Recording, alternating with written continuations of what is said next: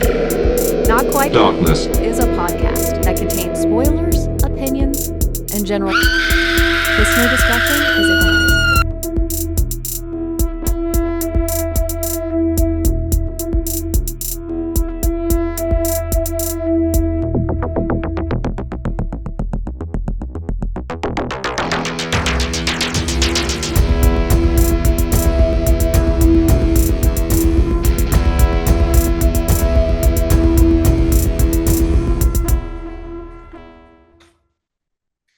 Ladies and gentlemen, boys and ghouls, children of all ages. I always say that, but if you're beneath a certain age, you probably shouldn't be listening to this podcast. But welcome back to another episode of Not Quite Darkness. My name is Keith Brooks, and here with me, as always, is the incredible Mr. Chad Dowdy. Chad, how you doing today? I'm doing good. That's a great point, Keith. Never thought of it that way, but I'm going to say In Search of Darkness is 1980s movies. I was a child in 1980s watching movies much younger than I should be. Yeah, So I'd be listening to a podcast like this if I was a child of just about any age. Yeah, probably. Yeah, that makes sense. Yeah, me too. I think if I was a young child, I'd be like, I wonder what these middle-aged fucks think about these movies that I'm watching. But speaking of middle-aged fucks watching movies, ladies and gentlemen, in this, the scary season of the year, we're here to take your mind off of anything that could be troubling it as we discuss something that we do annually. We watch as many fucking horror movies as we possibly can every October until we hate the genre and reevaluate all of our life choices. That's right. It's 31 for 31 here in October 20 or November 2024. Chad, how many did you watch this year? I was 55 this year. Jesus Christ. I think I got 44, which I also think is the number I hit last year. So I'm pretty excited about that. Yeah, but you throw shows in there too. So, if you're adding hours watched, we could be real close. Yeah. I feel those hours. Here's what's going to happen. Chad is wearing his annual Let's Watch Scary Movie shirt. I think I'm rocking some Jurassic Park engine. And we're just going to go back and forth talking about these movies that we watched, telling you whether they're shitty or not. Every now and then, Chad will get an extra one because he's an overachiever, and we'll just dive through this. This is our marathon. Here we go. Now, these, unlike the podcast, are not confined to the 80s. I try to steer away from 80s movies because I know I'm going to watch them for the podcast. I don't know if you have any rules or anything. Well, I mentioned this last year. That's not a bad idea, but I feel like it's going to take us 30 years to get through all these 80s movies. Yeah. So if I watch one this year for the first time, I will forget about it by the time we get to it in 2058. Absolutely. I feel like for a decade that's already over, they keep adding 80s movies. I feel like, but that's whatever. So we're going to go ahead and dive into it. Chad, since you watch the most movies, give me your first one. So my first one, I'm not the biggest fan of werewolf movies. So I thought, let me just knock out a werewolf movie right off the bat and be done with it. It's not a werewolf movie. It's called Hour of the Wolf. Ingmar Bergman. Yeah. 1968, I believe. Yeah. And yeah, it was not good. I couldn't even tell you what happened. I almost would have rather watched a true werewolf movie. Ridiculous. My first one is come deliver us from Chad's bullshit review is The Deliverance with the director I've worked with before named Lee Daniels, directing it. It's for Netflix. Glenn Close. It's a story of a possession case. I was familiar with the actual case that this is based on. Zach Boggins or whatever his name is, the ghost hunter guy, bought the house. They made a documentary about it, all that stuff. They tore it down in 2016. This movie's, yeah, it's fine. It's whatever. Like, I just feel like it strays so far from the actual story. I'm like, why do you even say it's based on that? Like, Gotcha. There's some cool elements. Glenn Close is good, but she's always good at everything. But she'll always be Cruella DeVille to me. You know what I mean? But always. That's what she'll be to you. Not Fatal Attraction. I've never seen Fatal Attraction. Okay. Well, add it to your list for next year. Yeah. All right. Your turn. From 2019, Eat Brains Love. Sounds awesome. It's a zombie comedy. It's a raunchy high school comedy. It's low budget, but I had a lot of fun with this. It was very raunchy. Basically the zombies are normal most of the time. They can get around, they can talk, they have conversations. But once they get hungry is when they zombie out. But after they eat, they're back to normal again. So, Oh, that sounds fun. yeah, and again, it's a quasi love story, where the nerd is, has the hots for the hot girl, but they're both Mhm. zombies. So, yeah, I mean, it's pretty clever. Like one of the lines is pretty funny. She was like, she said, "What would you have said if I would have told you, a week ago we're going to be hanging out and zombies together?" And he said, "I would have been, oh my god, like Jessica Smith is talking to me." And and she goes, "I talk to you." He goes, "Yeah." And every time I think, "Oh my god, Jessica Smith is talking to me." So That's awesome. yeah, it's just a cute rom-com zombie movie. That's awesome. My next one is The Woman of the Hour, another Netflix feature directed by Anna Kendrick. It's her directorial debut, again, based on a true story. Rodney Alcala, I think, is the name of the serial killer that was a contestant on the dating game. And it follows that, but it's splitting us up through different time periods and really like masterfully done to a degree as far as her first directorial thing. I think Anna Kendrick is always fun. I think she's always great. She gives a very solid performance in this, but also it does, you know, the killings that I'll call it committed were brutal against women, and she finds a way to make it not lose its punch, but not be exploitative in any way. And so, yeah, I really liked it. It's got that really true crime sensibility to it. I really enjoyed Yeah, it. I saw this as well. It's Awesome. later in my list, but I mean, we can talk about it now. As Yeah, far as that goes, Uh, I enjoyed it.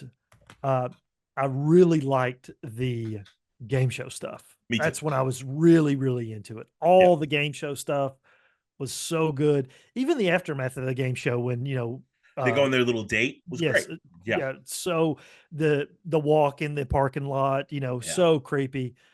You know, I I really thought what I didn't realize, because again, it's based on a true story. I didn't realize that she did not play a part in like either, it's a spoilers, obviously, getting killed or catching him or anything like that. Yeah. So it threw me off a little bit because that's not what I was expecting. I just thought Woman of the Hour, I thought it was all about her on Yeah. the thing, and then like how she either got him caught or how she like was murdered herself. So And I thought it was a great way to reference that line that they say to introduce every woman on the dating game, but also to sort of indicate that that's just how he sees the world. It's just the woman of the hour, who he's going after next. And I love the final girl in it, who has, I guess, a issue with her hand. She has a malformity with her hand, but like it was awesome to see her showcase, and she gave a fucking stunning performance. She was absolutely right. phenomenal in it. The love, yeah, I really enjoyed this. I liked it a lot. Yeah, I liked it too. All right, give me another one. The next one, I believe you saw this. I'm not sure if you watched it during October or before, but this is Apartment 7A, I did, the yeah. prequel to Rosemary's Rosemary's Baby. Baby, yeah. And so Rosemary's Baby, classic film. I love Rosemary's Baby. This is almost a retelling of Rosemary's Baby. Mm-hmm. I mean, very much hitting a lot of the same beats, Absolutely. as far as that goes. Again, I love Rosemary's Baby. This movie is fine. There's some cool moments, but Julia Garner was excellent in the Excellent. lead. Excellent. But what I loved was the end. Her dance at the end Phenomenal. was awesome. That Yeah. it made the movie to me. I agree. And I love the book Rosemary's Baby. I have a fondness for the movie, but I always like the book more. I like that this took some departures in her like fantasy worlds and stuff like that. When she sees the devil, he's sequined out and like shit like that. It was kind of fun. It was kind of inventive and crazy and unexpected. And Diane Wiest as the old lady, Oh yeah. the voice nailed it, knocked it out of the park. Loved that. I enjoyed this. I thought it was and it's a good like little response to the first Omen. You know what I mean? If we're gonna have a bunch of devil baby movies this year, I'm glad we Right. got both of those. Give me another one since we both have that one. Yeah, so one of the other things that I was trying to do this year is go through the decades and at least hit one quote original film from each decade. Yeah. I started in this case with 1920, and it is Faust. Yeah, the silent movie? Yeah, silent film. Fuck Look, yeah. this is how dumb I am about Faust. Forever, obviously, I'd heard the story of Faust. Yeah. I thought Faust was the devil. I didn't realize it was the person that Yeah. made the deal. A Faustian deal. I've heard that or whatever. I just thought it was like another name for the devil. Yeah. Like Lucifer, the Morning Star, Yeah. Faust. Yeah, it's all the devil.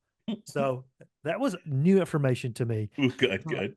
But there was like a couple things again from being from the 20s. There was a couple like quote special effects in this movie. They just look Stunning. incredible. And some of the imagery of Mephisto or Mephistopheles pointing off to the mountains and stuff like, and you see how Yep. that inspires Fantasia, and that imagery still sticks Right. with us. It's great. Yeah. So yeah, I dug this one. I love that. Well, speaking of Faustian deals, I was aware who Faust was, but I'm a theater major, so that's why. Yeah. I watched The Devil and Daniel Mouse, which is a 1970s animated film with songs by John Sebastian, and it's the Devil and Daniel Webster, but now told with mice about a young mouse who sells her soul in order to become a pop star. And it's so fucking trippy, but it's so fun. The devil in this is so weird, and I can't believe I've never seen this before, because as a generation that grew up with like Fern Gully and all Right. of those things, this fits in that, just a little bit more drug usage. Really enjoyed it. Your turn. Did you watch it premiered this year on Shutter, VHS Beyond? I this year? did not. It's the one I wanted to, but I didn't get a chance to. Yeah, so it's the anthology film VHS. This one was more concentrated on Alien or out Okay. there. Yeah. That's where the Beyond comes from. So again, they're not linked story wise, but they are linked thematically in that regard. Okay. But the one to watch, the standout is there is a skydiving short, and it is so well done. Oh, I mean, it's excellent. It's worth it alone just to watch the skydiving short story. It is excellent. The other ones are fine. Like anything else we talk about with anthologies, some are okay, some are good. Yeah. But the skydiving one, to me, it's up there with any VHS short that they That's in awesome. any of the movies. Yeah, it was That's excellent. awesome. Well done. I'm excited to watch it. I know Justin Long directs one of them, and so I was excited to see that. Yes, his was super weird. It was the least on brand but again, Justin Long wants to be a part of VHS. They're going to let him be a part of VHS. Absolutely, yeah. Yeah. So the next one I watched another thing on Netflix called Sweet Bobby, and I thought it was going to be a lot scarier than it was. It's a documentary film, and it's just about like a catfish situation. And so there's no like murders or anything, but I guess it's kind of like tense. It is a good film. It is a very interesting story that's heartbreaking at times. And one of those, I can't believe this happened to someone and it lasted for 8 fucking years. But I probably shouldn't count it in this. But there's probably going to be a lot of movies I shouldn't count on my list.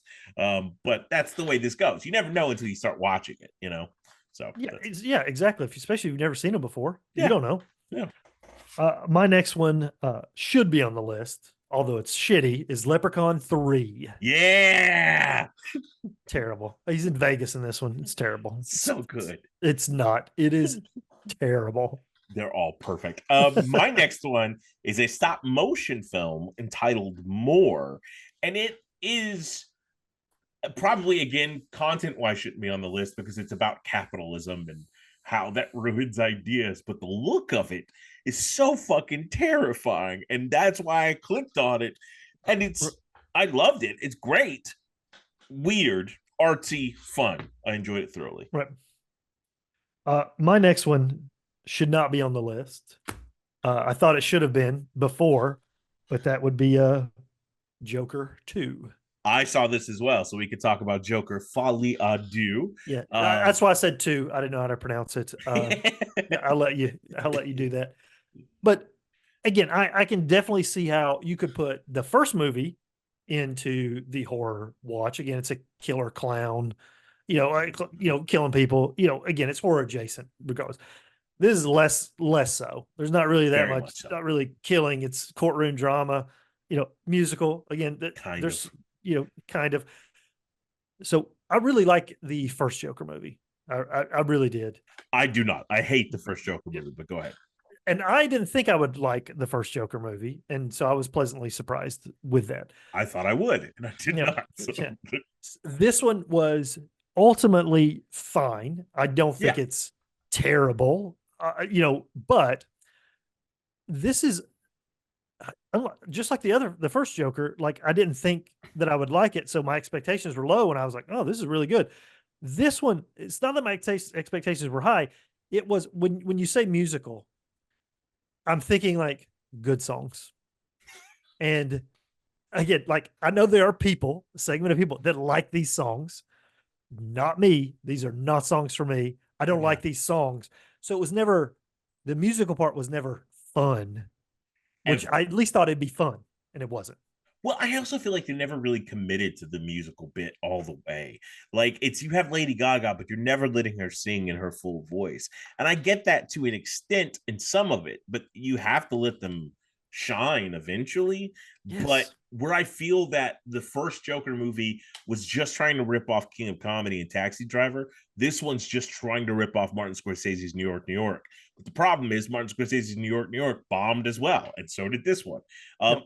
And I think Gaga, I think she was great as Harley. It's a different take on the character. I think Joaquin was great as Arthur Fleck in this.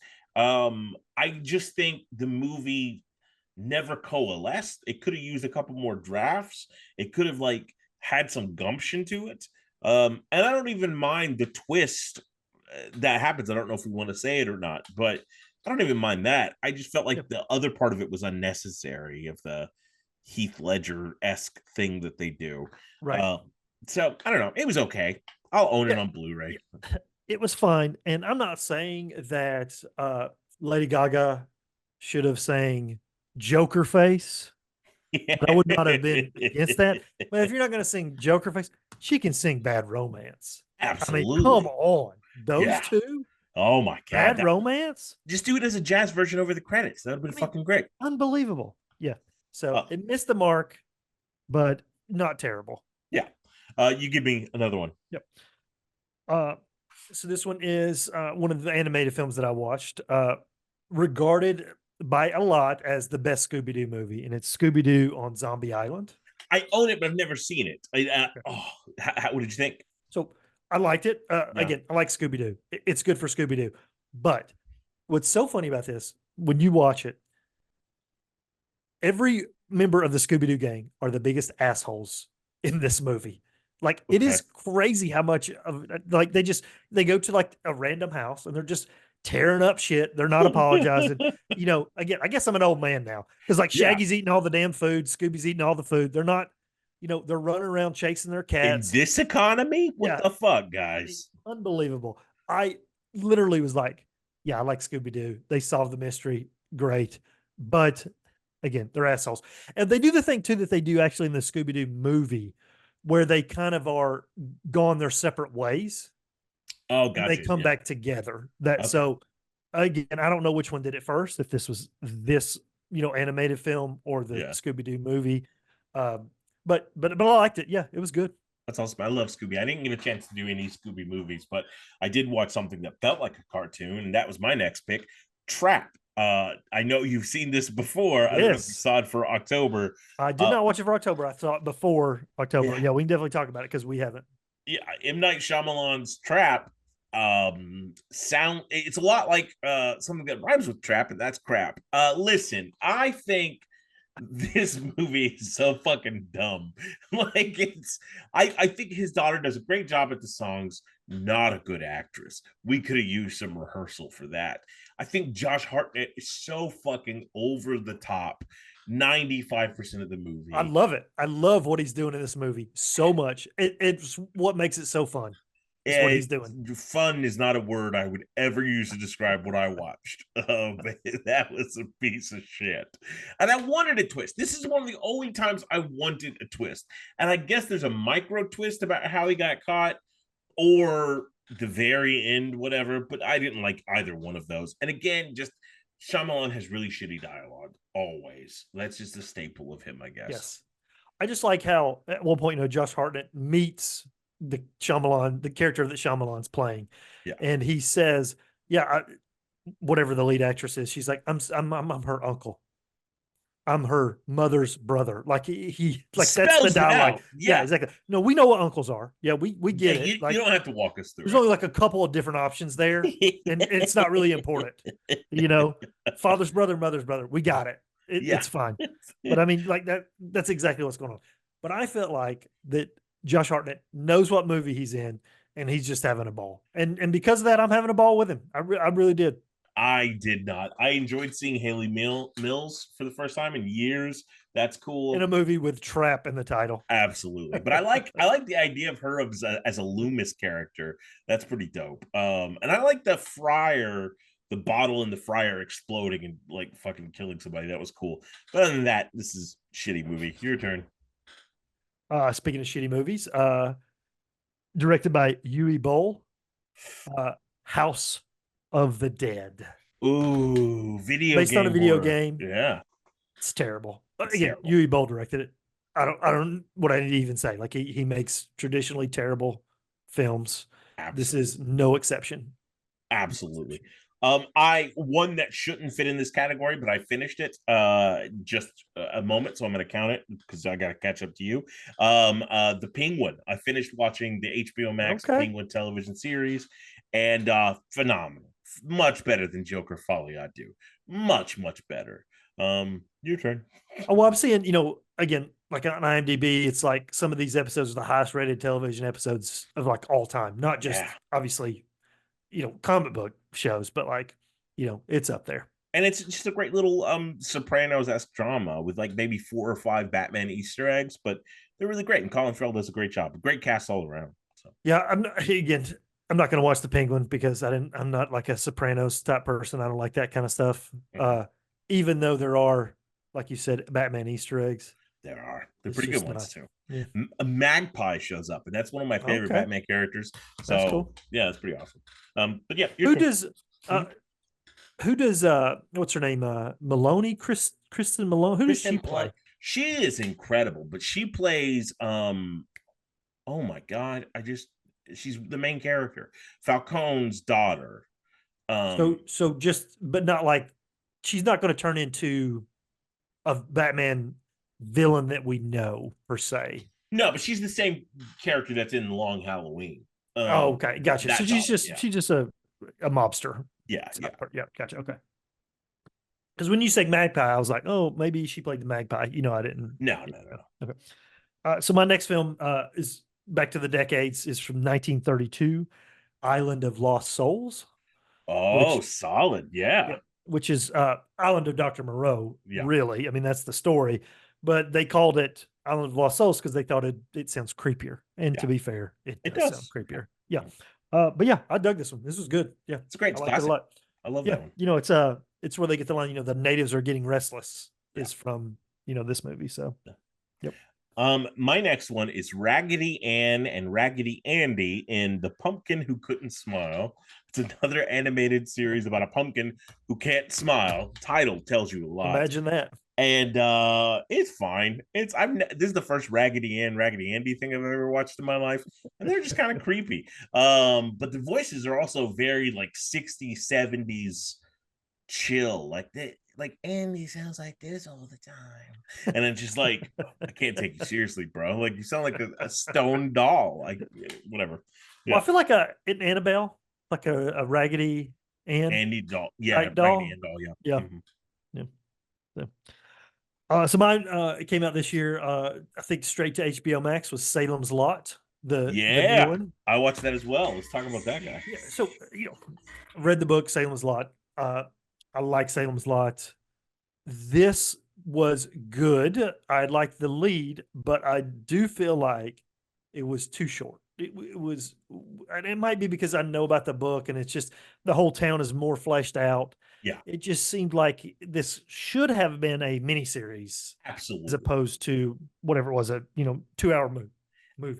Absolutely, and I feel like it was good for me because I got to see the dude that'll be Sentry. I really liked the female lead a lot. I love that they just kept the design from the other one of the big bad guy. That's fine. Right. But parts of it was shot more like a TV show that and didn't feel cinematic enough. Like at the very beginning of the movie, I felt like this was Buffy or Supernatural or something, right? Um, it was fine. It was fine. Like I enjoyed watching it, but it felt very truncated, and I wanted more from it. Yes, same. So, give me another one. From 1976, Alice, Sweet Alice, Alice. fuck yeah. So Ian, I watched this for another podcast I was a part of. Keith, you were a part of it too, where we ranked like killer or creepy kids or something like Yeah. this. So I've never seen this one. It's been on my list for a while. So I checked this one out before that podcast. And what I said on the other one about her was like, I feel like she was just a victim of circumstance almost. She wasn't Yeah. necessarily, you know, the worst, Yeah. kid. It was just crazy things were happening to her. But yeah, I dug this. Awesome. I did not dig the next thing I watched. Another documentary called Serial Killer Capital Los Angeles. When I started watching it, I didn't realize it was made for the Oxygen Channel, but it shows. It shows in every way. And like I feel this movie was just racist. I feel it like Oh my goodness. it presents like it's a documentary that presents like 5 different serial killings, and like every single one of the killers is a black man, and they seem like, and every time they reveal who the killer is, the cops like, and wouldn't you know it, it's an African American, and I'm like, oh god, like that's what this is. So yeah, that's how I feel. So the next one I saw, I do not want to spoil this if you have not seen this, but this is Angel Heart from 1987. Have you seen I this? have seen this a long time ago. Okay. Great movie. So I did not. So when one of the twists happens in this movie, I immediately looked at Old Boy to be like, which one happened first? Yeah. And this is pretty Old Boy. Yeah. By Wow. far. By far. By far. Wow. I was shocked. I was like, oh my God, they're copying Old Boy. Nope. Mm-mm. Wow. Mm-mm. Yeah. I was shocked with this. And I remember like watching this when I was a kid, and it was super scandalous. I remember like everyone talking about this movie almost as if it was pornography, and to a degree it does have some pornography elements to it, but I just, that's always in my mind. It's like, oh, that's a taboo movie, you know? Yeah. That's the way I feel about it. I could definitely see that for sure. Yeah. The next one I watched, I don't know if you saw it, Venom: The Last Dance.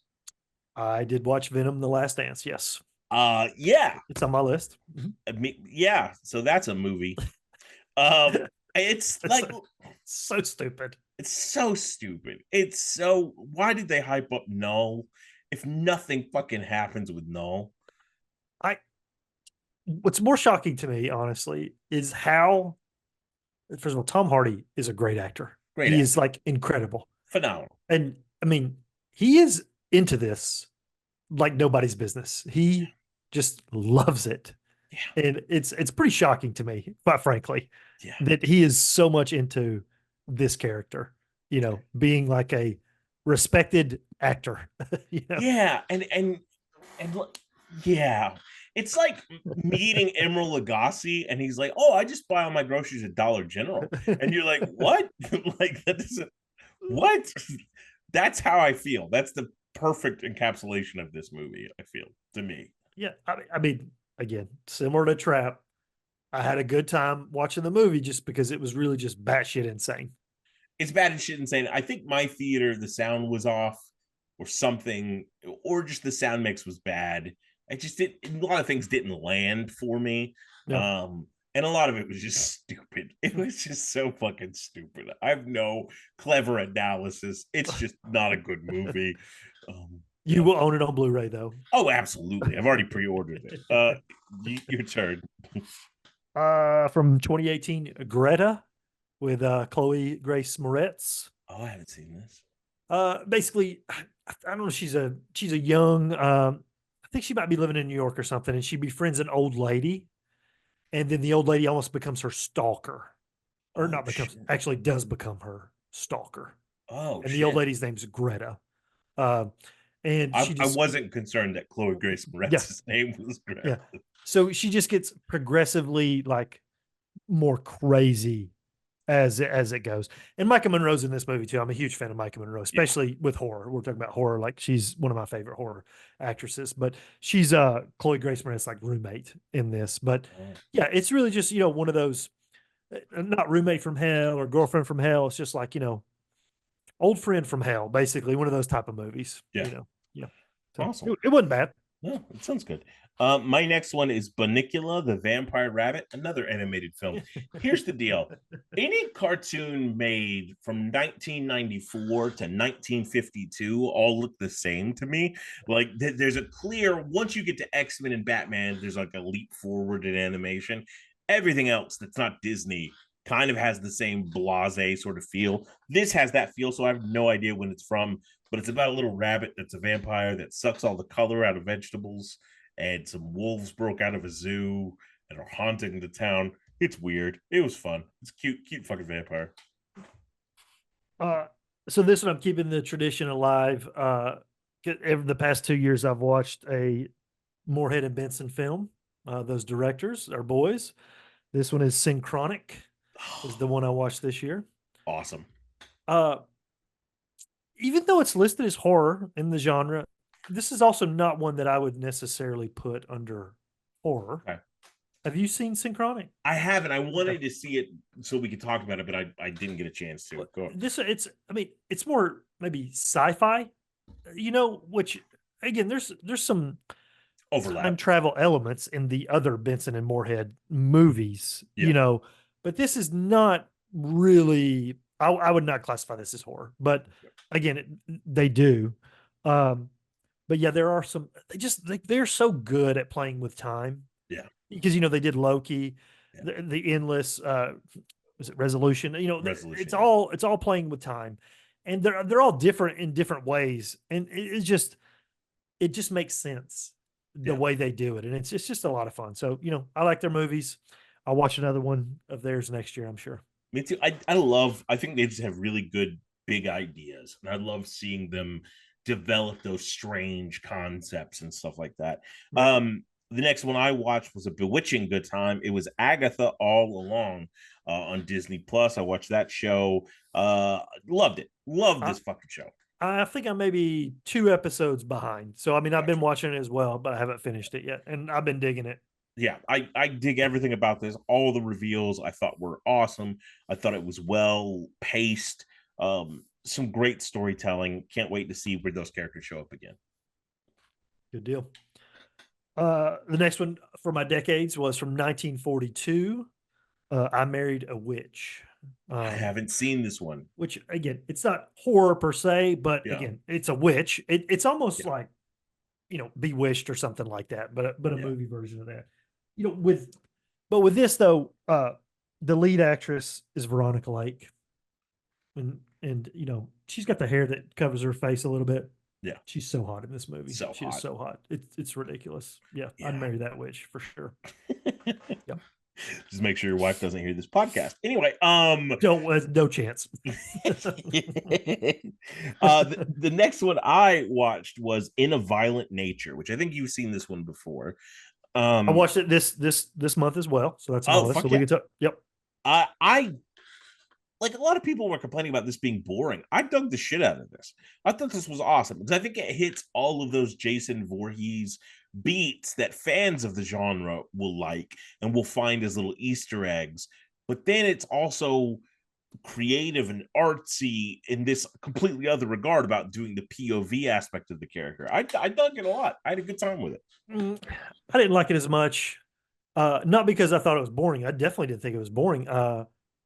I just wish they would have kept the concept up the entire time. Let's follow the killer. Once we stopped following the killer, I kept waiting for something else to happen. Yeah. And it never did. Yeah. And we never got back to the killer. And so it was a little disappointing, in that regard. But yeah, I love the idea of just following the killer, but I wish we'd have just followed the killer the entire time up until let's take the original Friday 13th, for example, when she cuts off Voorhees's, Mrs. Voorhees's head. Yeah. If that would have happened, then that's the end of the movie. As soon as absolutely, yeah. his head gets cut off or something like that, then boom, it just goes to black. There's no aftermath. We don't see anything else because he's dead. That's really where I thought how it was going to go, which is, but again, we don't, I feel like chicken out's not the right word. They just stopped that concept. And I really like the concept but it was like the last 20 minutes was a normal. Movie. Yeah. So that took it down a peg for me. But again, I appreciated the swing. And Yeah. again, the one kill was ridiculous. Ridiculous. Yeah. Yeah. The bending over with the hook thing. Yes. Amazing. Your turn. This was a rewatch. My daughter never saw this. We watched Train to Busan. Excellent film. Excellent. Love it. It's an excellent movie. Yeah. Excellent. But that was a rewatch. My next one, I wouldn't put on this list, but it's Red Lights, and it has an amazing cast. So it's Elizabeth Olsen, Cillian Murphy, Sigourney Weaver, Robert De Niro, and it's about a psychic and a group of scientists who are always trying to prove psychics and all this wrong. So like a professional group of skeptics. Toby Jones is also in this film, and it's got some great stuff. For the most part, it plays out like a drama. And then in the last 5 minutes, they come up with an explanation that just leaves you going, nowhere in any other part of this movie was that planted to any capacity. So the ending kind of tanks it for me. It's meh. Yeah. Gotcha. My next film, we just talked about it, In a Violent Nature. So I'll skip that one. And my next one after that was Bone Tomahawk. Have you ever seen Bone Tomahawk? Yeah, with Kurt Russell. I haven't yet. I want to so bad. So, a couple of things. I feel like Kurt Russell's born in the wrong time frame. Yeah, because he fits perfectly in all these westerns. Like that's where he should be. Like, yeah, he is perfect in these films. Bone Tomahawk though is really about 100 minutes of a western, and the last 20 minutes is horror. But boy, those last 20 minutes. It's horror. I mean, it's good. It's really good. I dug it a lot. But Richard Jenkins was the unsung hero of this film. He was so good in this movie. So good. I love Richard Jenkins. The next movie that I watched was Hellboy: The Crooked Man. That's that's not a cartoon. That's the new one, right? That's the new one. That's the new live action one. You can definitely tell there's a dip in the budget, but it's very creative and a very different visual style. It feels more akin to, and I think this is awkward because I think the person who directed the movie I'm going to cite directed the second Hellboy incarnation, and it didn't feel that way. But The Descent, the movie about like the bat people in the cave and stuff like that, this feels more like that. This feels, and it has more artsy ways of sort of expressing the dark gothic nature of the comic book. I think Guy does a great job of being Hellboy. It has a bunch of weird interpretations of what Appalachian South is like, but the Crooked Man himself, really cool character. There's a bunch of witches in it that are really cool characters. Some of the CGI looks wonky, but overall, like, I really liked it. I had a good time with it. Yeah, I want to check that one out too. As I told you at the top, I'm not shying away from the 80s. From 1981, I watched The Prowler. Oh, yeah. I fucking hate that movie. That's shitty. Yeah, not a fan. Not a fan at all. No. I mean, it's a slasher. I mean, I always kind of have a soft spot in my heart for a slasher, but this one was not good. Yeah. No. I didn't like that one. No. This one for me is, I think, one of my only rewatches. Wreck, the Spanish film. Love it. Quarantine's based on. Love it.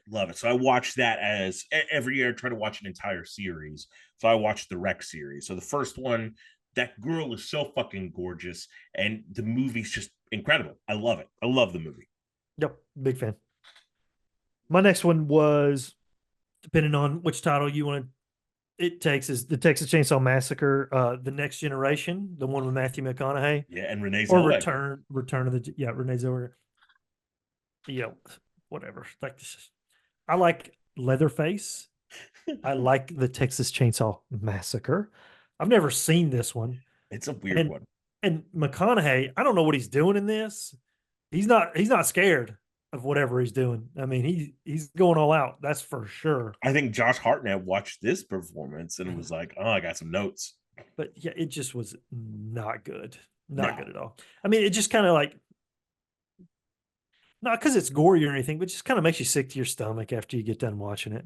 It's just weird. Like, I feel that way about all the Texas Chainsaw Massacre movies. I feel the first one is this iconic thing. It's a pinnacle. A pinnacle. And then the rest of them are like, nope, we're not going to do that. We're going to do something weird over here. Yeah, and it's like, exactly. And so all of them are like that to me. this next movie I watched, I didn't like. Now, I really like this director, Francis Ford Coppola. I like his stuff. He has some questionable things as a person, and I haven't seen Megalopolis, but this is the first movie of his I've seen that I don't like because we're talking Godfather, Jack, Dracula, some great fucking movies. But Betwixt Now and Sunrise is the name of this one. And it stars Val Kilmer, Bruce Dern, and Elle Fanning. And it's a vampire story, and it's dumb as shit. I hate it. I hated every moment of it. Well, that was on. I didn't watch it, but it's on my horror to watch list. Not good. So not good. Okay, good to know. The next one for me, I feel like you'll appreciate this, Keith. This is from a decades of the 50s, the Hammer film, The Curse of Frankenstein. Fuck yeah, Christopher Lee in this motherfucker. That's awesome. Yeah, it's good stuff. Anytime. It's so funny, like all these Hammer films where it's Peter Cushing and Christopher Lee just playing different characters, like all the time, against each other all the time. I love it. It's kind of insane. Yeah, I wish there was more pairings like that. For a while, I thought, I guess Kevin Hart and The Rock kind of have that going on. Yep. But I love that pairing, and there's always something so comforting about seeing those two and what their camaraderie is. I love that one. Yeah. So yeah, it was good. And plus, I like the fact that they don't try to replicate the Boris Karloff makeup. They go their own way, and it's awesome. It's totally different. Totally. Yeah. My next one is called Cuckoo, starring what's this person's name? Hunter Schafer, Dan Stevens, Jessica Henwick. Yeah, that's brand new. Yeah, okay, yeah, yeah. Dan Stevens is fucking having fun in this movie. It's a weird ass movie, very enjoyable. I don't understand it all, but I liked it. And for me to be like, I don't know what most of this meant. That says something, but I really very atmospheric. I dig it a lot. So my next one, I don't know if you've heard of this one. It's an independent film from 2023. It's I don't know if I'm pronouncing it right. Spooked.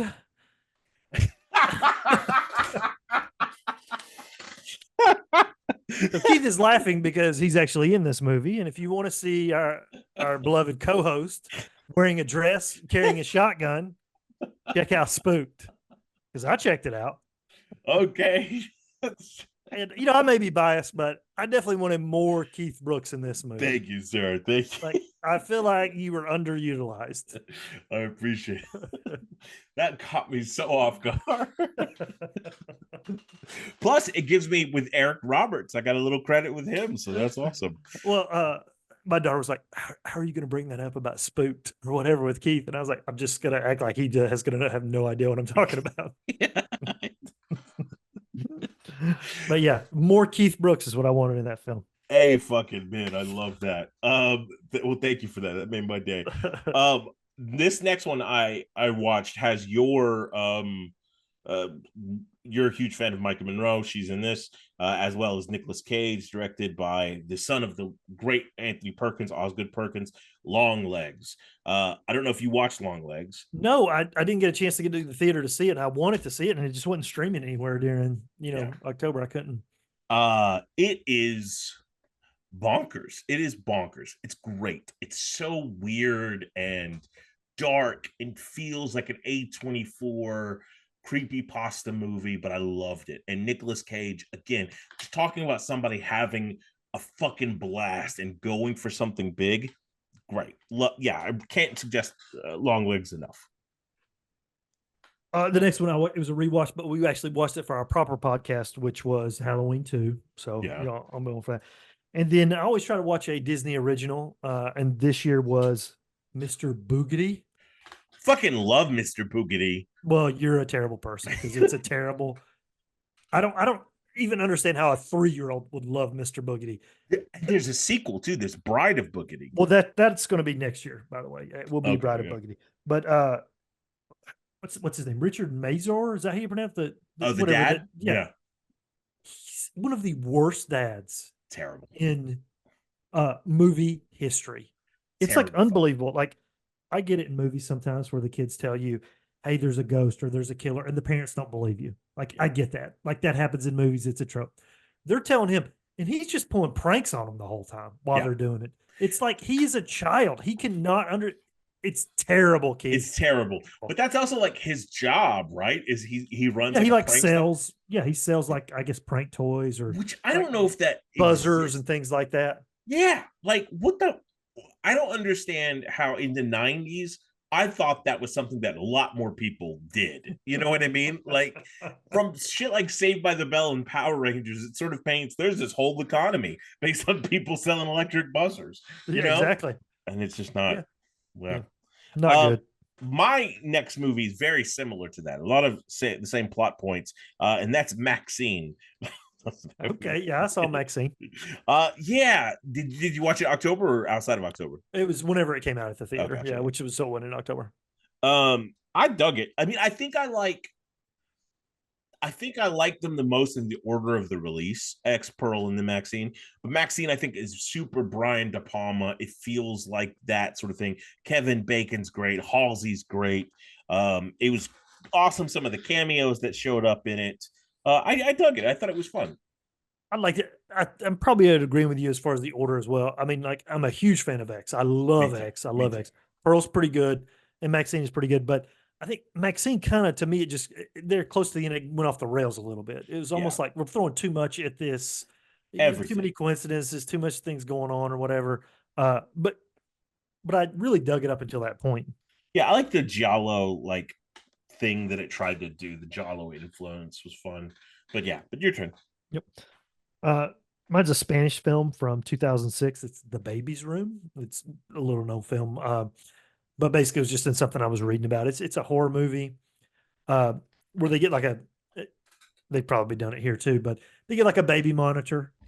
And one night the husband, he wakes up and he looks at the baby monitor and the baby's there and someone's sitting in the room with the baby. And he runs in and nobody's there. And so he starts seeing things in the monitor, but it's not like there. So it's just, haunted ghost That sounds movie, but awesome. super creepy. Because again, like I remember having that monitor, for my baby. And if I would have looked in the room and saw somebody, I would have freaked the fuck out. That'd be terrifying. So yeah, I mean, I get it. So I mean, it was creepy, in that regard. That sounds terrifying. I watched Octavia Spencer in Ma. This is my first time ever Okay, seeing yeah, this film. Soma, it's pretty good. Yeah, it's pretty good. It's okay. It's Blumhouse, and it feels like a Blumhouse movie. Yeah, But it's okay. I'm always like some Blumhouse. Yeah, this is fun. Your turn. Mine was anime Vampire Hunter D. Yeah, fuck yeah. Yeah, I mean, I like anime, but this is wild, some wild stuff. Yeah, it's crazy. Yeah. Vampire Hunter D is just intense. Yeah, Like, he's a badass, that's for sure. yeah, you get why people watch that and immediately go shop out Hot Topic like immediately after. Yeah, Like, exactly. but speaking of Hot Topic aesthetic, the next thing I watched was Beetlejuice, the follow-up to the 1980s Tim Burton classic. Did you watch Beetlejuice? I did. I don't think I watched it in October though. I'm not sure. Did it come out in October? I think it came out end of September. So that's when I would have watched it. But yes, I did watch it. Yep. I thought it was fun. I had a great time watching it. I thought them dealing with the dad who had some trouble because he's a pedophile. Yeah, just a little bit of trouble, Keith. A little bit of pedophile trouble. The way they dealt with that, I thought was funny and bitter and great, like all around. I thought it was unnecessary in the sense that the pedophile character was in the movie way too much. Oh yeah. No, Like- agreed. Like if it would have just been what happened to him and that was it, okay. That's a little off-putting, but I also thought I just felt like the movie didn't know what it wanted to be. I think there's 19 different plots going at any given moment It's in like this movie. this person's the bad guy. No, this person is. Oh well, this person is, but we're just going to get rid of them in 2 seconds. And then this. Oh, okay, maybe this is the bad guy. We're just going to get rid of them. It was just weird. Again, I didn't dislike it. Beetlejuice is very funny. It's Yeah. great. Jenna Ortega, I love her. William Dafoe was very funny. in Very this film. funny. Yeah, I had a blast Yeah. with him in this. I thought It was I thought funny. the Soul Train joke was dated, and but I think for the most part, the thing felt to me like it was more inspired by the Beetlejuice cartoon show than the film, like at times to me. But I dug it. Yeah, I had a good time. Yeah, I mean, I felt like that, some of the funniest stuff was the singing, and then I just felt like they kind of Yeah. overdid it by Yeah. doing it more Yeah. than they're like, oh, this is funny. Let's do this again, kind of deal. The next thing I saw was Wes Craven's The Serpent and the Rainbow. Never Ooh, seen that before. solid. Yeah. How'd you feel Yeah. about it? Yeah, it's pretty. I mean, it's creepy. Like, you know, obviously I've heard those stories before, where like, the zombie thing is not really a zombie when it comes from the voodoo culture. Yeah. It is you've been like poisoned or drugged and you're dead, but not really, and then you Yeah. wake up and you're out of it, and so I like that. I really like that as a concept, And if I recall, wasn't this based on a true story? I don't know how based Yeah. on a true story it was, but was it really like? Yeah. No. Gotcha. Okay. Yeah. Um, But yeah, it was cool. my next one is a remake. Speak No Evil. We had talked about the original a while ago on one of Yep. these. And this James McAvoy version, I had a good time with it. It plays it very differently. They changed the ending rather drastically. I hope so. Yeah, well, the first inning's very gloomy. This one not as much, but yeah, I still prefer the original, but I like this one. It was fine. Again, I haven't seen it because again, I was the ending of the first one was like oh, Yeah. but just from the trailer, which you probably saw 100 times, like I did. Yeah, James McAvoy is just eating in the trailer. Like it's like he's awesome. absolutely. Yeah. And it's also like I think he does a better job because the first one, the original, is awkward from the minute the movie starts. This one does a great job of like it's awkward, but now it's not. There's a reason for it. Awkward, no, there's a reason for it. Like it Okay. does that all the time, Well, my next one is so there's two cinematic universes that I love. One is the MCU I'm already pissed off. I'm already and Winnie the Pooh, Blood and God Honey damn Part 2, it. baby. God damn it. Chad made me go on this podcast and I had a lovely time. But the guy on the podcast said he was so excited about the Winnie the Poohniverse, and I almost threw my computer out of the fucking window. Go ahead. So this is what I think about this one. The first movie, they were just making it, I feel like, because, it went into public domain. Yeah. Let's get a Winnie the Pooh movie out there, a horror movie. And it got some traction. And so this one, I feel like they're like, oh, well, let's actually try this time. So I really dug this one. I think they actually tried and succeeded in a pretty decent slasher movie that, again, is going to be a part of a larger cinematic universe with like Bambi Reckoning, an evil Pinocchio, and I can't remember all the other ones. Maybe Peter Pan, like Hook or something. But like, yeah, there's, I feel like they're like, hey, let's actually do something with this, and it worked for me. It really did. Like, I didn't really like the first movie because it was cheap. You could tell it was cheap. It wasn't well done at all. But I feel like they tried with this one. I really do. I hate everything you just said. My next one is the Twilight Zone, the movie. Now I've watched every episode of the Twilight Zone show, all the different iterations. This is my first time watching the movie. Oh, wow. It's pretty good. Like it's not. I like the shows better than I do this. And I feel like they're doing versions of the stories Sure. in this, right? Like John Lithgow does the Terror one at 40,000 feet. But and the other thing too, like I always remember hearing about John Landis killing somebody, right? And it's like a bombing or something like that. I'm watching this. I'm like, where the fuck is that scene even supposed to be at? I have no idea. I still don't know. Is it not the helicopter crashing? I there's no helicopter in it. Like really? There's a scene where they go to Vietnam, I guess.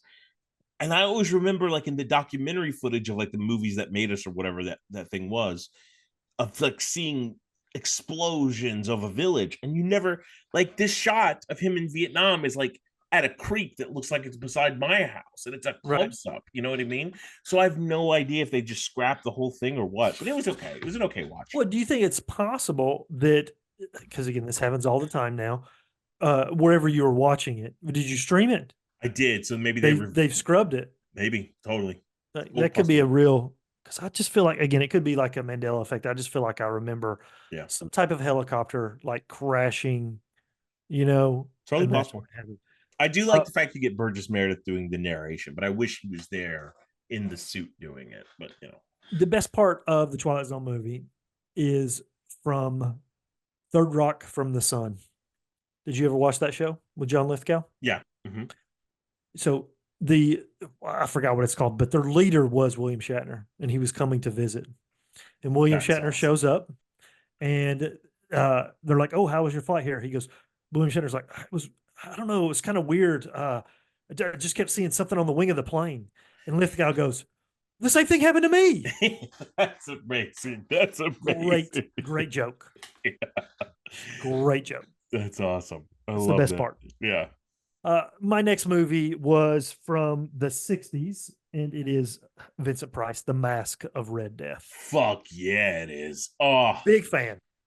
gorgeous movie. Again, I'm not speaking out of turn here. He's a great villain, but he is so good as the asshole in this movie. So good. Agreed. It's like he's perfect in this film. He's perfect. Agreed Big completely. fan. I Yep. love that movie.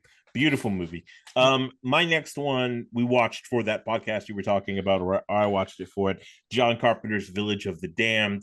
This is my first time seeing this. Loved it. I had a blast. Christopher Reeve's great in it. Kirstie Alley's fantastic in it. The kids are creepy as shit. I had a great time. My next one, I realized that I had not seen the last installment of Underworld. So this is Underworld Blood Wars. They all kind of run together as far as that goes. But Kate Beckinsale's hot. I mean, there's super hot. No doubt about that. Yeah. Yeah, this was good. I mean, yeah, it was fine. Yeah, she could bite me anytime she wanted. My next one is a 1940s movie starring Gene Parker and Lionel Atwill called Lady in the Death House, and it's not good. It's not good at all. It was it's one of those like with a poster. I was like, oh fuck yeah, scary movie from the 40s, and it's like a romantic drama about getting your loved one off death row because she's been wrongly convicted. Who's that? That's bad. So last year I watched for the first time the original Godzilla. Yeah. And so this one I watched the sequel to the original. It's Godzilla Raids Again. Yes. Yeah. And I like this one. It was very similar to the first one, of course.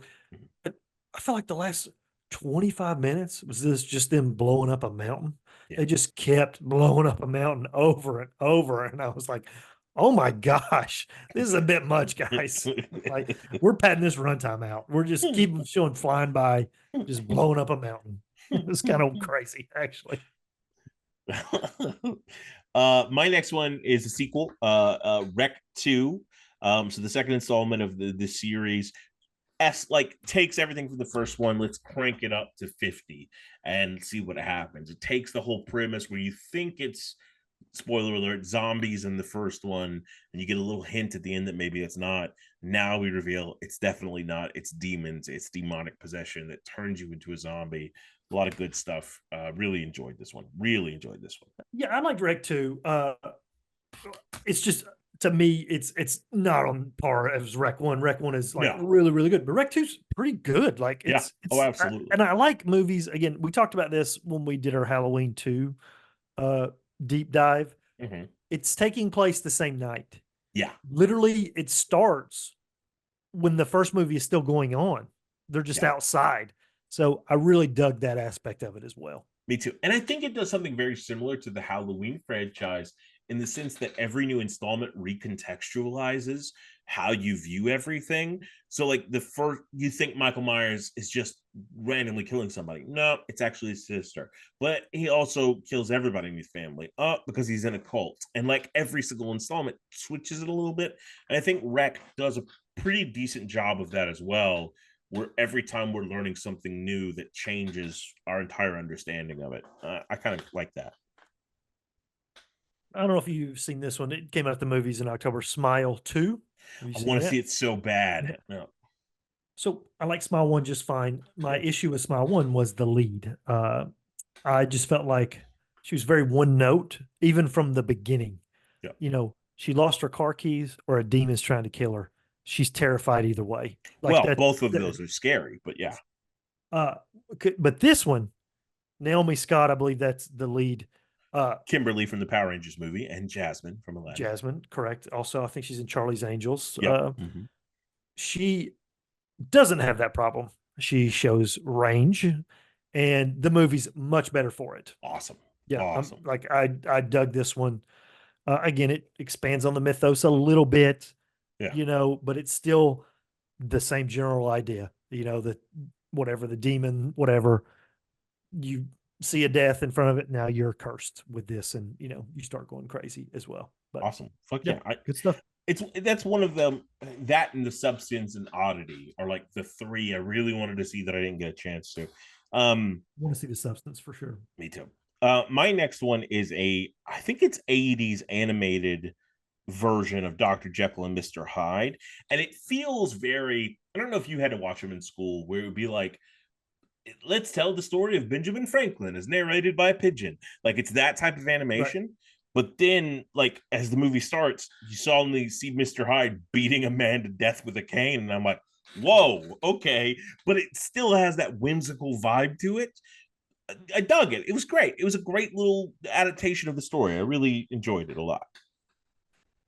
My next one was from the 70s.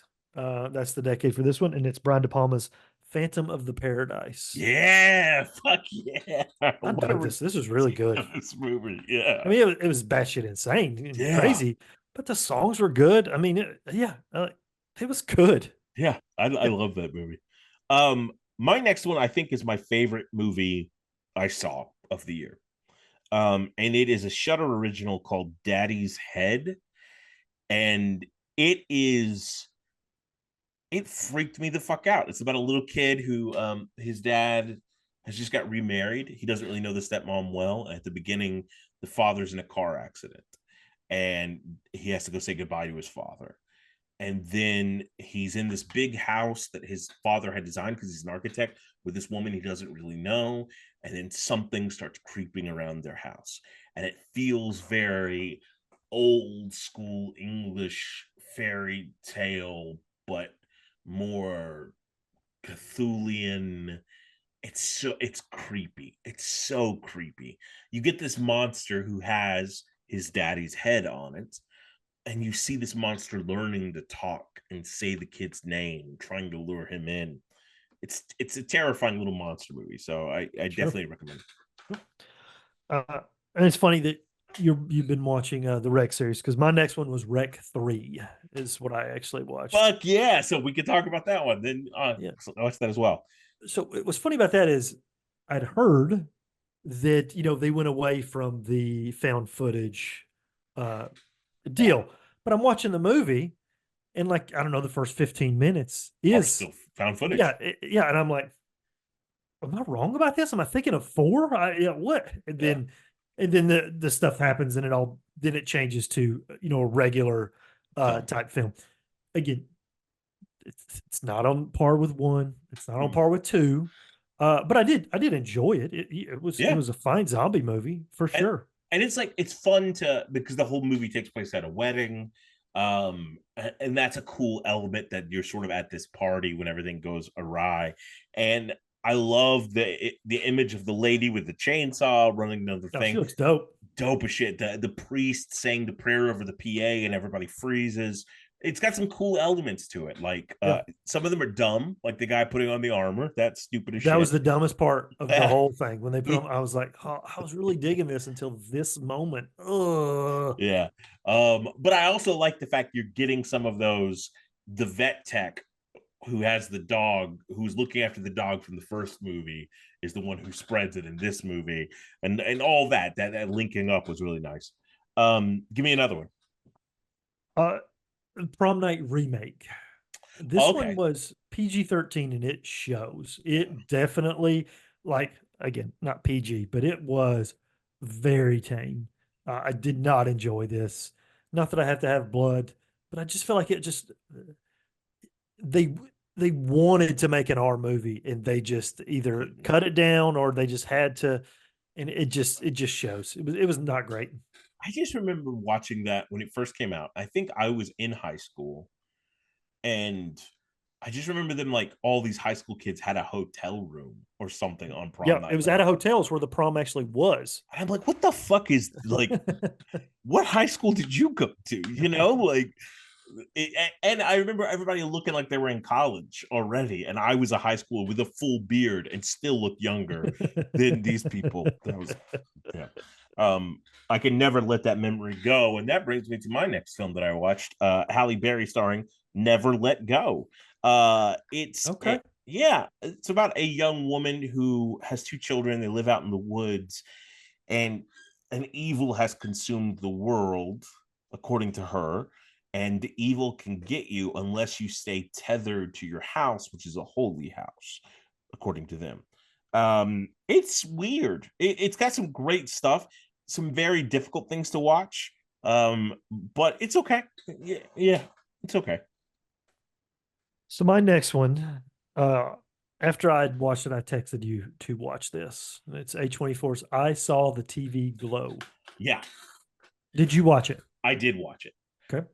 I watched it because I thought, oh, well, Chad's recommending a horror movie. He must really like this. And I start watching it, and 15 minutes into it, I'm thinking, did Chad really watch this? 30 minutes into it, I'm like, there's no way Chad watched this. An hour into it, I'm like, Chad hated this movie. I like it. Chad must hate this fucking movie. But yeah, tell me your thoughts on it. I love this movie. Do you really? Yes. So Buffy the Vampire Slayer is my favorite TV show. Absolutely. My favorite episode is Normal Again. Yeah. And that's the episode where she's in the insane asylum and they're convincing her that all of her adventures as Buffy has been in her mind. Yeah. And the episode ends with her in the insane asylum, not in the Buffy world. I love that. I love that. And I feel like that's what this was. This person who wrote this, directed this, loves Buffy because that's clearly part of, that's the, what's the name of the show? The Pink Opaque. Pink Opaque. It's kind of like Buffy, but the main characters are from the show, but they're stuck in the quote real world. It's incredible. And I know, listen, so there could be, again, this movie has different levels that maybe is not for me per se, but like, for example, we're talking about the X-Men. It's an allegory for racism. Yeah. That is not something like, again, I understand that. That's not necessarily for me, but when I read the X-Men, if they're fighting Sentinels, big robots, awesome. I don't have to get like everything. It doesn't have to all be about me. So this obviously is a trans allegory. Absolutely. As well. But it just worked so well for me. The lead actor was so good. And the ending, it was just incredible to me. It really was. I think it's beautiful. I think it's a beautiful film. I think it's one of the most beautifully shot films I've seen of the year. It has such a style to it. And again, I feel it does a great job of the Pink Opaque when they're watching it doesn't really remind me of Buffy. It reminds me of Pete and Pete. And it definitely reminded me of also Are You Afraid of the Dark? Yeah, absolutely. And Alex Mack and that whole 90s Snick sort of world. And Justice Smith, who is like in his 30s, is playing this teenager so convincingly and does such a great job. And she does such a great job. And I feel, again, that it taps into that creepypasta sort of horror, but also, what if she's telling the truth? What if she's not? What if, and who are you really? And seeing how shitty his life is at the end of it, where he has to apologize to everyone. It's just a very emotional movie. Yeah. And it was kind of like, I'm watching, I'm like, yeah, this is pretty good. And then every tick, something else would happen. I was like, oh no, this is really good. Oh no, this is really good. And then at the end, when he screamed, I was like, this is so everybody's head down. Good. Yes. It was so well done. I'm just happy you can see the beauty of A24 and how good they are at everything they do. I mean, it's not as good as Bodies. That's the best A24 film, but it's right up there. It's really, really good. It's really good. And Daniel Deadweiler, an Atlanta local, playing the mom. I really enjoyed that. So that's awesome as shit. And also, real fast, and a Buffy alum, Tara from Buffy, played, is in it as well. So yeah. Mm-hmm. So some good stuff. Give me another one since we both saw that one. Amityville 3D. Yeah, okay. With the hands the poster. Yeah. And the weird creature that pops out at the end or whatever. Yeah, whatever. The first Amityville, you know, I liked it just fine. The second one I liked because it was kind of based on the story, Ronnie the true DeFeo. story. Yeah. Yeah, but the third one, whatever. I mean, it was fine. It's To just, I me, guess it's the next Amityville. yeah, to me, 1 and 2 I like a lot. I think 2 is my Yep. favorite because of incest, I guess. I don't know what's the matter with me. And Yep. then from that point on, it's just fucking goosebumps, crazy land. Right. Mhm. One's about a clock. It's crazy. My next one is Rec 4. This one is the last of the Rec series, and they're on a boat now. And it's the weakest out of all of them. But like the thing that I hate the most about it is at the end of 2, Angela is the bad guy. And then at the beginning of this one, she's not anymore. It does give us like more mythos stuff, but fuck it. I wish she was the bad guy now. So. Gotcha. Now to my decades list, this one is from the 80s, and it is Lamberto Bava's Demons, or Ooh. maybe Demoni. Yeah. Have you seen this film? I think I have. They're at a movie theater. Basically, there's no. crazy shit happens at a movie theater, and they're stuck in a movie theater. And I mean, it is, once it like ramps up, it's like balls to the wall until the very end. Like they do not let up. That's awesome. Yeah, I enjoyed this. It was pretty good. I think all of his movies are just insane, and I kind of love them for that. My next one is another animated film called The Trouble with Miss Switch. And I never heard of these. Apparently, there were 2 of these movies in the 70s, and they're based on children's books about a witch that comes to be a teacher at a school, and the kids find out she's a witch and go on a magical adventure. And yeah, and this one, the first plot is about the witch's council has made a computer witch that is overseeing all of the other witches, and Miss Switch has fallen short, so she has to prove how witchy she is. It's dumb, but it was fun. It was a good time. My next one, it came out in 2021, The Scary of 61st. It's on Shudder. I don't know if you've ever heard of this, but it was the worst movie I saw out of all of them. Okay. Every character is completely unlikable. And I mean, right down to when they go to the supermarket, to the person checking them out. The goal of the filmmaker was to make every person completely unlikable, and they succeeded. And it's also very distasteful at the end of the day. It's called The Scare of the 61st. These 2 roommates move into like a new apartment together, and they find out, or someone tells them, that the apartment that you're living in was actually one of Jeffrey Epstein's places where he would take, kids, for lack of a better term. I mean, so it was just, and so one of them starts kind of going crazy about living in this, apartment, where who knows what had happened there. And it's just, I mean, other than the fact they're not likable at all, like I don't understand why they didn't make one person likable, but it's just where it goes. No, thank you. It sounds fucking terrible and very too soon for me. You know what I mean? I need some more distance before we get to that terrifying notion. The next one I saw, I always try to get a full moon movie in. So I got Subspecies 4 Bloodstorm, which is about the vampire. Sounds amazing. Radu. Yeah. I fucking love this series so much. If you've ever watched the Subspecies movies, they're stupid vampire, let me see some titties movies, which I feel terrible saying that after the thing you just described. But this is the 5th of the franchise. There's a spin-off in between 3 and 4. And it was fun. Like I had a good time there. If you've watched one, you've seen them all. But it's shitty vampire shadow effects, weird SFX makeup, and boobs. So what more do you want out of life? There you go. Yep. Mine was sometimes it's called Jaws 5 or Cruel Jaws. Ooh, okay. And so basically, it's an Italian film where they don't care if they copy the thing. Yeah, because the laws are different or whatever. And it is so funny. Like it's one of those so bad that it's good movies. It is so bad. What makes this Jaws cruel while the other Jaws eating people, was he chill? Yeah, I don't know. I feel like it was Jaws 5, but then like eventually they did have to change the title Yeah. to Cruel Jaws. But I mean, it is some pretty ridiculous dialogue. I mean, it's at one point it's so funny that the shark is in the water. Also, they use actual footage from Jaws 1 and 2. The shark that they show sometimes is from Jaws 1 and 2. I'm not even kidding.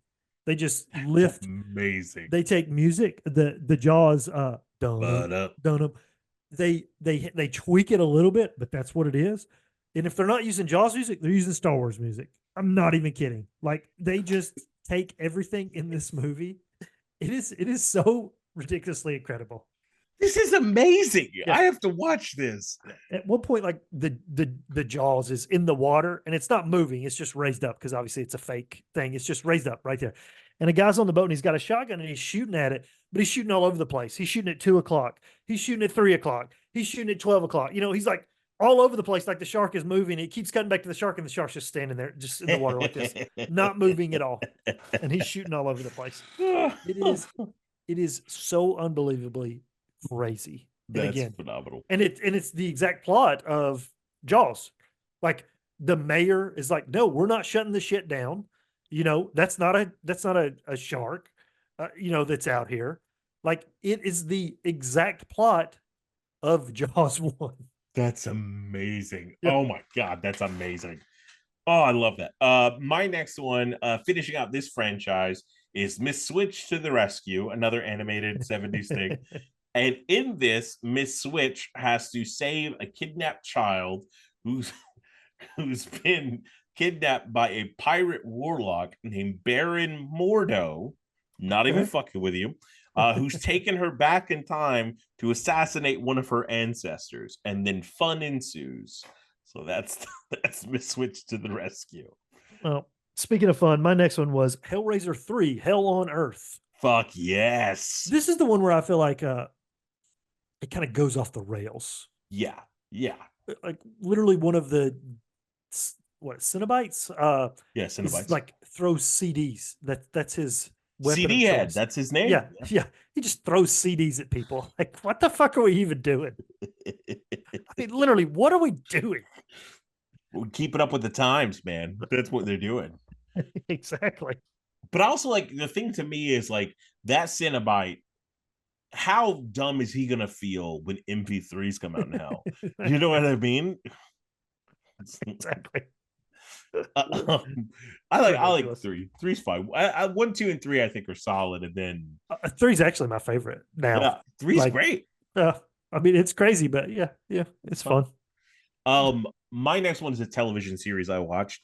Monsters, the Lyle and Eric Menendez story. Okay. Look, there's some. Javier Bardem is incredible. Nathan Lane's really great in this. A lot of the acting is phenomenal. There's one episode that's just one shot, one long take, one shot. That's really great. There's a lot of stuff where you're watching and you're like, what the fuck is this? This is nothing. There's no factual basis for this. Whatever. Sometimes you have sympathy for the brothers. Sometimes you don't. It all depends. I think this doesn't take a very definitive line on something. It's okay. It's whatever. If you like Ryan Murphy, you'll like this. Right. Next, I'm up to the 90s as far as my 90s decade movie. Frankenhooker. Yeah. That's it. So this movie's not any good. At all. No, but I tell you what, is the lead. I don't know what he's doing in it, but I love him so much. Yeah. I just feel like they're just letting him riff all the time. He's just saying whatever, and they're just letting the camera roll, and he's just talking about whatever's on his mind. He's driving. Oh yeah, this is a great street right here. Maybe there'd be some girls here. No, I don't really see any. Oh, maybe look at that girl right there with the green. Oh yeah, she's really good. Oh man, maybe she'll come over here. No, maybe not. It's like this is just talking. He's just running his mouth, and I kind of love him. My next one is a super 70s, super low budget horror movie called Blood Sabbath. Now, here's the problem. the way to get me to watch your movie is to have a female butt on the cover. That instantly I'm going to be in, right? There's something about me that just draws me to that, right? So this poster had a butt on it. I'm like, let's do it. That's the one we're going to watch. Blood Sabbath. That sounds like it's going to be about horror movie topics, right? The story of Blood Sabbath is this Vietnam vet comes back from the war and he's hitchhiking and he finds a land of fairies. And the fairies live on a border between the fairies, the witches, and Mexico. and, and the witches protect the harvest of the Mexicans if they sacrifice a child to them every year. And this guy wants to fuck one of the fairies, and so he has to give up his. I don't know. It's bad. It was so bad. A lot of boobs. Bad movie. The end. I got 2 more. How many more do you have? Let's see. 7, 8, 9, 10. But a lot more than 2. Okay, so give me 5 of yours. Yeah. Next was 1408 with John Cusack and Samuel L. Jackson. I love the setup to this. Mhm.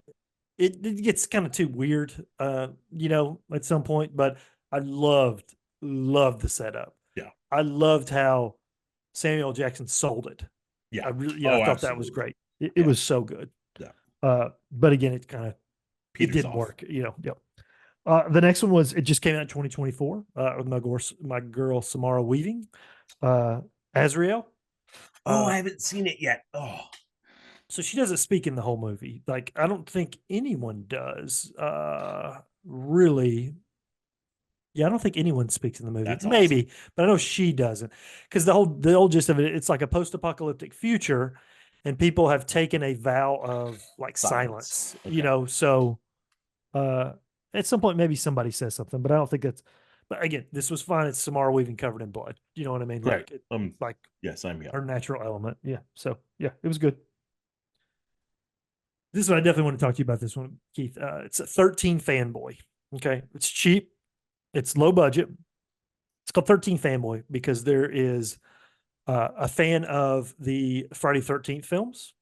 Okay. And what the killer is doing is killing the actors that are in all of the old Friday the 13th movies.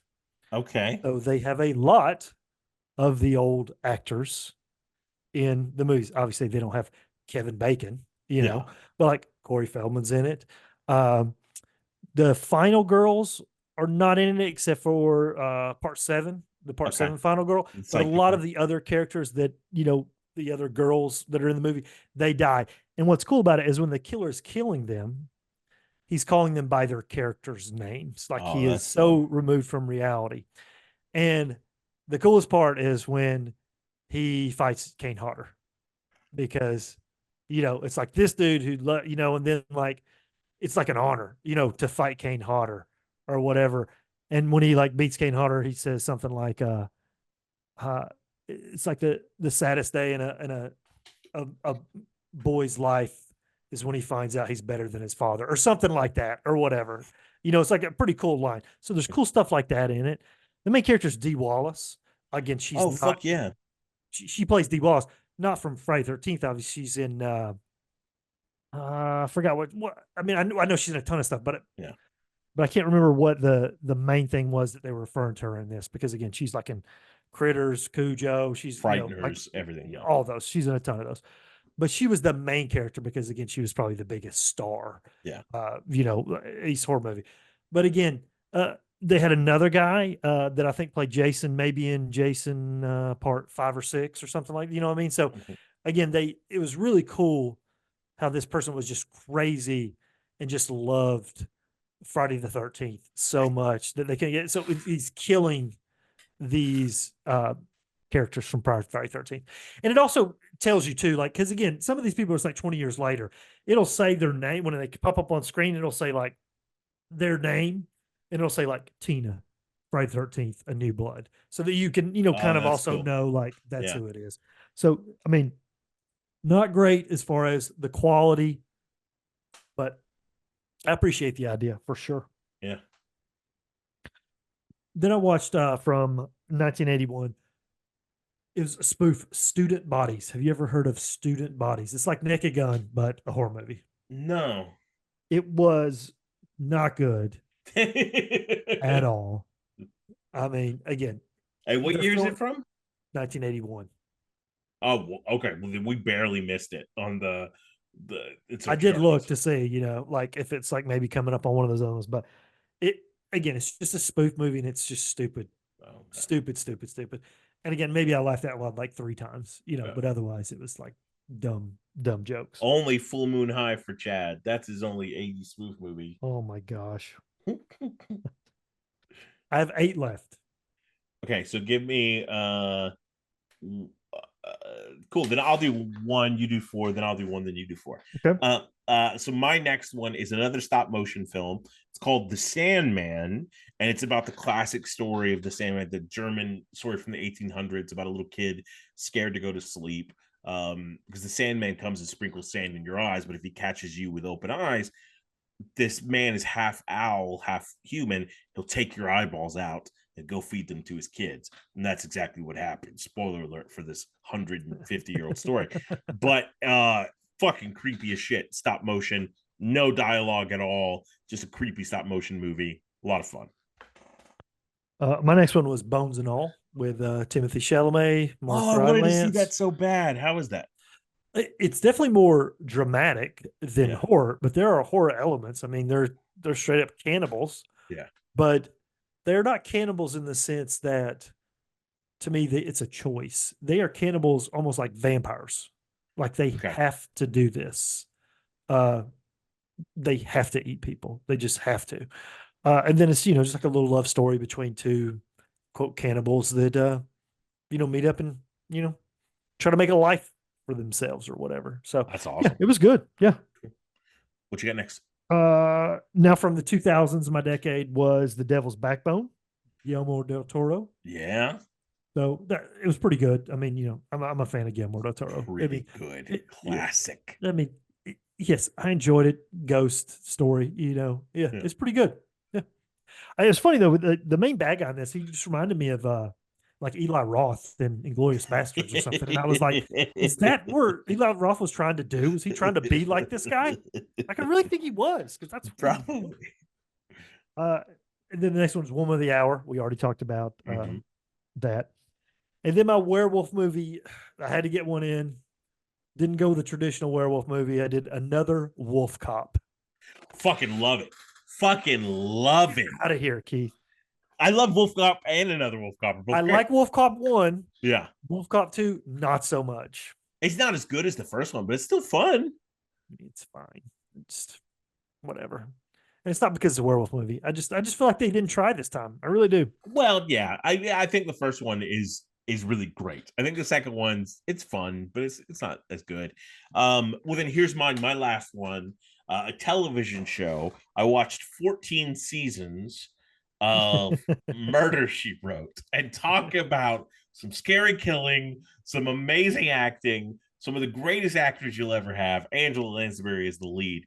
There's a couple of like made for TV movies I have to watch, but I finished the last episode of all of them on Halloween. So I'm like, well, Nice. this fucking counts. So the last episode has the guy who plays Cogsworth in Beauty and the Beast, but the second to last episode is the important one we need to talk about here, because not only is it set in Atlanta, but it opens up when it's showing Atlanta and shows this big bay. And I'm like, yes, the Bay of Atlanta. Everyone knows that. And like, but it also stars the late, great Tony Todd. Rest in peace. Yes, absolutely. So it was very fitting to see, that. And so, yeah. So I feel better than everybody I meet because I have finished Murder, She Wrote season 1 through 14. So, So you said you have movies to watch. Are those movies that take place after the series is over? Yes. Okay. Yeah. Gotcha. All right. So my next one was from the 2010s. I don't know if you've ever heard of this, but it was on Shudder. It's WNUF Halloween Special. Yeah. It's a fun little watch. It's fun. I really like what they're doing. But what got tiresome, although I liked it at the beginning, it got tiresome with the commercials Yeah. because there were too much. The basically it's a news broadcast, kind of like Ghost Watch or something, if you're familiar with Ghost Watch. But in this case, it's like somebody recorded this on VHS from the 80s, and so it's recording the commercials as well. Yeah. So occasionally, when I say occasionally, frequently it would cut to the commercials, and the commercials were 80s themed as well. Very well done. Nothing wrong with that. But much like a real TV show, I got tired of the commercials. Yeah. Like it just kept going to the commercials. It was really like, maybe what is this? Is 83 minutes looks like it was. 40 minutes was probably commercials. It was a 40 minute, Easily. and again, I really liked the idea. I really liked the asshole reporter in the house. He was just such a perfect dick. He really was. But again, little too much on the commercials. But other than that, yeah, it was fine. I enjoyed it. Yeah. Venom: The Last Dance, which we have talked about. And my 2020 film, it just came out like the day before Halloween on Netflix, was Time Cut. And basically this was like I can't remember what it was called now. Totally Killer that came out last year. Yeah. So again, same premise. Basically, she goes back in time, but in this case, she goes back in time to like the 90s to stop the killer from killing her sister. Yeah, I remember seeing the description of this and hearing a bunch of great reviews, and I was going to watch it, but I'm like, it just reminds me too much of Totally Killer that I didn't want to. You know what I mean? And it's very much like Totally Killer. The difference with Totally Killer, the lead is Sabrina, Chilling Adventures of Sabrina. Love her. This lead, not as great, but I just feel like maybe this story kind of made a little more sense. Again, time travel can always be wonky. Yeah. But I enjoyed it. It was very much like Totally Killer, though. It's almost like Ants in Bugs Life, like that kind of deal. Volcano, Dante's Peak, Yeah. But again, if you liked one, you'd probably like this one too. Really. I'll check it out. Yep. And my last film that I watched on Halloween was All Hallows Eve. The premiere of Art the Clown. Exactly. Because I didn't realize this, and on the box, the cover of the poster, whatever, it's Art the Clown. I'm like, what? Terrifier? Like, what is this? And it really is almost like, again, it's a series of shorts, but he's in every one of them. So it's kind of like Terrifier -1, basically. It's a different guy playing Art, but yeah. And the Terrifier films, they're pretty gory. You could take them or leave them. I kind of like Art the Clown. I mean, he's funny how he's just laughing all the time, and about people are just like in shock and they're screaming, and he's just laughing at them. But he's not. It's like a mime laughing. So I like that. So this was fine. I didn't like it as much as the Terrifier 1 and 2. I haven't seen 3 yet, but I didn't like it as much as Terrifier 1 and 2. But it was fine. Art the Clown, and that was awesome. My final film for Halloween. A lot of fucking movies. So so let's do this, because we're not going to do Funko Pops for every one of these by any means. What is the number one? What's the best movie you saw? What's the worst movie you saw? Well, I already told you the worst movie. It was like The Scary of 61st. It was easily the worst. The best was the Vincent Price Mask of Red Death. Like, so good. It's classic. It's just all the visuals are perfect. I love that movie. Yes.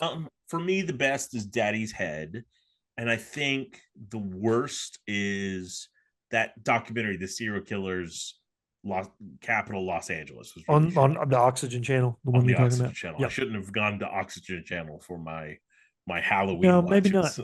That's note taken. But that's that's a lot of fucking scary movies. I'm gonna need to take off until at least probably next week when we do the next one of these. But how do you? The next one will be The Howling. When we do it, it will be The Howling. That's what we will cover in depth. I'm excited. A howling good time is what it sounds like. So I hope you got some good recommendations from this Chad dropping you all the hot knowledge about all the werewolf movies that he loves so much. And in between now and then, the next time they see us, Chad, where can the people find you? Twitter X Chad one. Jesus. I'm so tired too. Yeah. On Twitter X, you can find the podcast on NQC Podcast. That's awesome. And if you're looking for me, you can find me in the not quite darkness. Peace. Buckle kite.